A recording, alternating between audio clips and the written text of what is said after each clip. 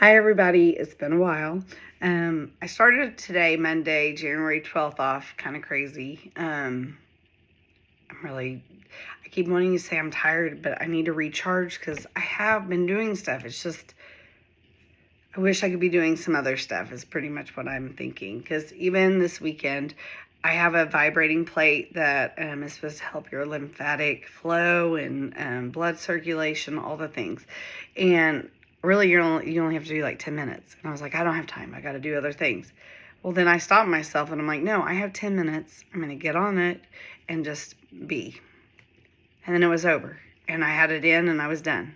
So how many of us find ourselves doing that, where we say, I don't have time for this, I'll just put it off, I'll do this, I'll do that.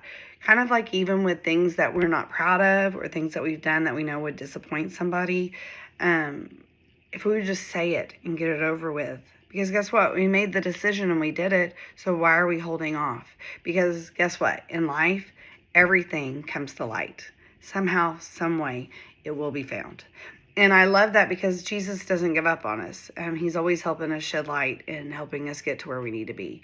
And I was listening to a song this morning, and someone, I don't know how I got to it, but Micah Tyler has a song that he had sang live.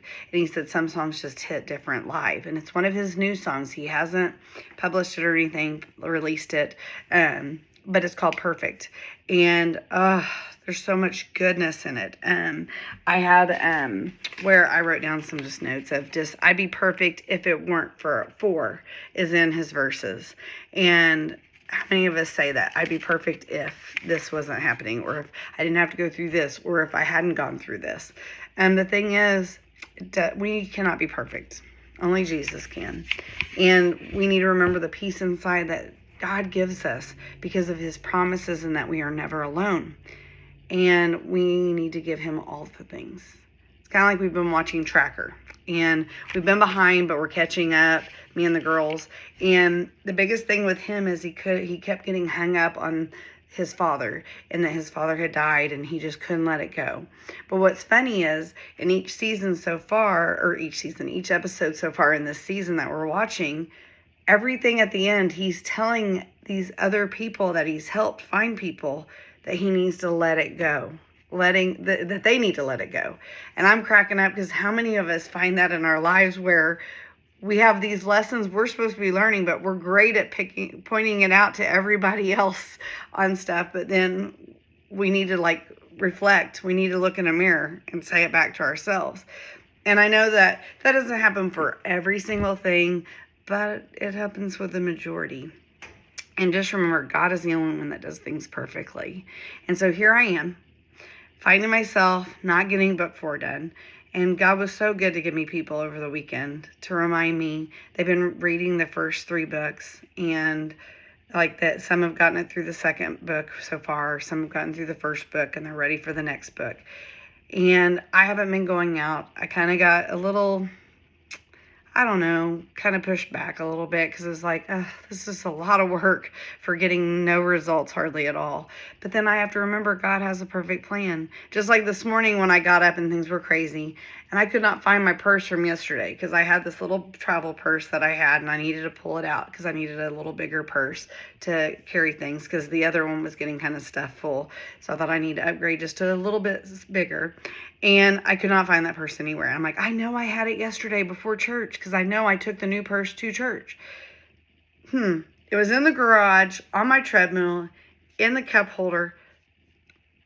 I don't remember doing it. And it was just funny because it was like, oh my gosh, it was right there under my nose. And I think what happened was we were going to church. I was trying to put the stuff into the new one. I thought, I don't want to go back into the house. I'll just put it here and just let it go, let it go and forget about it. And here I am trying to find it because I wanted to make sure I had something that I needed. I couldn't find it because at the time I was picking convenience over actually what I should have been doing, and that was to take it back in the house and put it where I needed it to be, where I could find it. So here's the thing. There's so many things that we need to remember, but I'm back on book 4. I got to get my act. So I need people, when you see me, ask me how the book's going, because I really want to get it done. It is going to be a little bit different than the other 4. It's still going to be journaling, but I think I'm going to be, doing some summarizations with things and really trying to send home what God needed me to share with the world. So be praying for me every day. If you haven't gotten the first 3 books, please, you can buy them from me. You can buy them on Amazon. And there's a few other outlets you can do if you have credit at, I want to say Books A Million still has them. You just have to look. And then also the first book actually has an audiobook for those that don't want to read page to page. But man, I'll tell you this, Marsha and I have been doing a new devotional book called You've Got This that I had found and got us. And just turning those pages, it just kind of disconnects you from the craziness of the electronical world and just gets you back to the basics, gets you balanced. So I've really enjoyed getting that, because we read it to each other. Like, whoever wakes up first or just like gets to it first, we do an audio recording of reading it, and we read through it whenever we listen to whoever that day. And then we can give our response in an audio, because let's face it, we've got kids and we're trying to go and do all the things. But it's been really good for us, because we're now past, we're on day 40, and it's been really cool.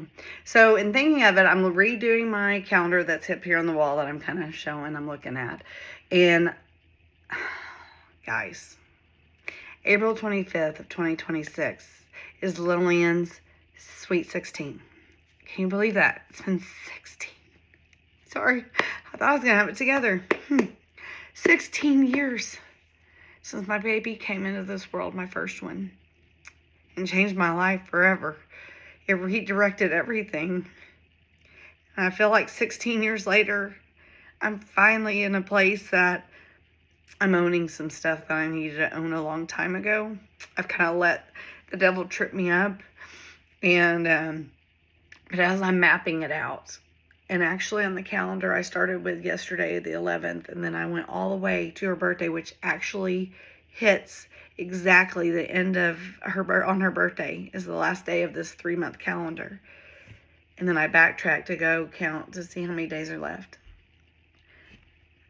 Today marks 103 days until her 16th birthday anniversary. If you don't think God has his hand in everything, I mean, that's a huge wake-up call for me, knowing that, yes, Chrissy, you're on the right track. Just keep moving. We know that I've had so many moments I've shared with you guys that it happens and I still forget. And I know he's leading it all. He coordinates everything. I mean, it's been amazing what he's done. I mean, I know I've been silent on a lot of stuff, and I'm sorry this video is a little longer, but last month I got to finish 2 virtual races, a marathon and a 100-miler. I did not do them all in the same day. I had to be very devoted to getting stuff done, disciplined, obedient. But what's funny is I kept pushing it off, unless, guess what? When you push it off, it causes chaos and that need to get it done. But here's my 2 rings. One is for the marathon and one's for the 100-miler. So it means that now I have 3 of these rings that Eldon, my wonderful friend, he puts on the Heartland 100. And I did the 50-miler back in November and got that ring, barely. I mean, I had like minutes to go before the deadline. And so this I actually finished, and I got to do a relay at the end of the year and going into the new year. I was kind of afraid, because I've been to Snowdrop 55-hour, and I ran 300 milers there. And actually one of the years I got like 118 miles, and I was still sleeping and stuff over the 55 hours that it's there. But this year I just got to be everything that I am. I got to cheer, I got to volunteer, I got to run hard. I mean, I was in my 6 hours that I was in charge of, 2 hours each time, and maybe just a few minutes extra because I was covering for some people. I got 29 miles, I think. It's crazy. And then I walked on top of that, like 12 miles with my friend Dee. And then I actually got some other miles with another friend. And so it was incredible to think about just what you can do when you prioritize, when you are obedient. It's been a lot of fun. I'm glad those races were kind of for me. I didn't share anything with anyone just because I used to share a lot, and I just needed to go kind of quiet for a little bit just to work on me and God and kind of recalibrating. I didn't know it was recalibrating at the time, but it is, because my word for the year for 2026 is abide. And let me tell you, I struggled finding verses like that I could really kind of relate to, but no, it would push me. And this month, the actual verse is in 1 John 2:24, and I use the Passion, the TPT version. So you must be sure to keep the message burning in your hearts. That is the message of life you heard from the beginning. If you do, you will always be living in close fellowship with the Son and with the Father.